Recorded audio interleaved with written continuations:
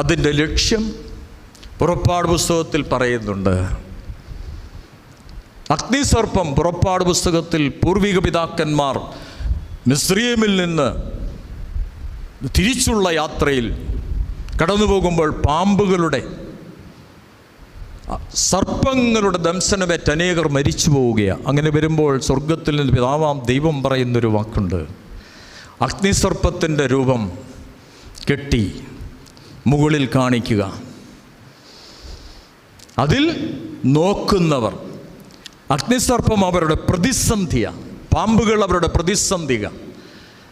ആ പ്രതിസന്ധിയുടെ ഒരു പ്രതിരൂപം മുന്നിൽ ഉയർത്തി കാട്ടുക, അതിൽ നോക്കുന്നവർ വിഷമേൽക്കാതെ രക്ഷപ്പെടും.